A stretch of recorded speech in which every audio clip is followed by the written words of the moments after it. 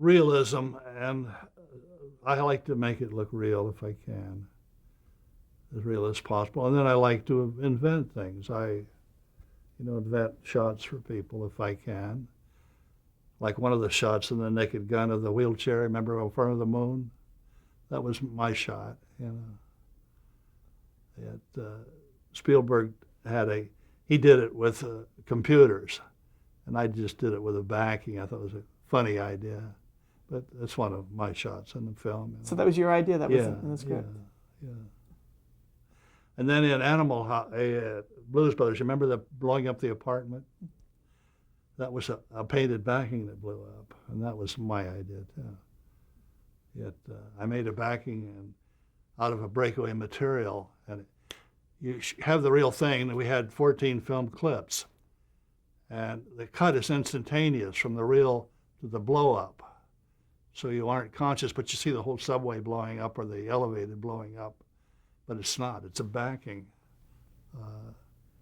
And it was either that or build a $300,000 miniature. God, you can't do that.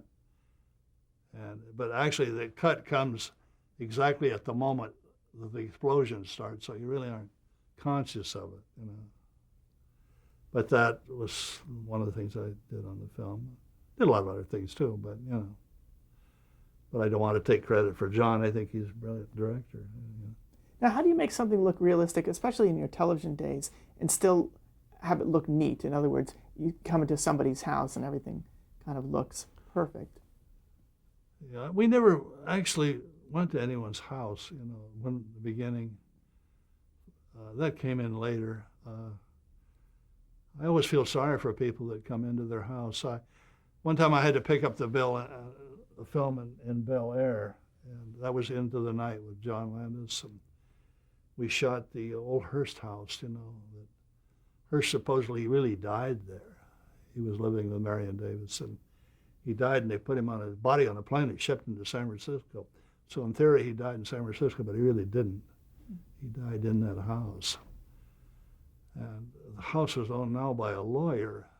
And every time you get near it, you $20,000. At that time, he charged you $10,000 a day.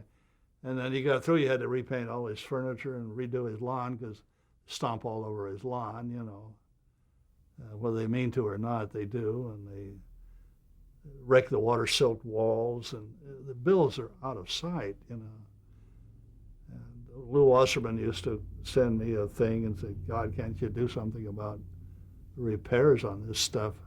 But you can't. You have to stand over the crew. You can't. They knock holes in the wall. They do all kinds of nonsense that not theirs,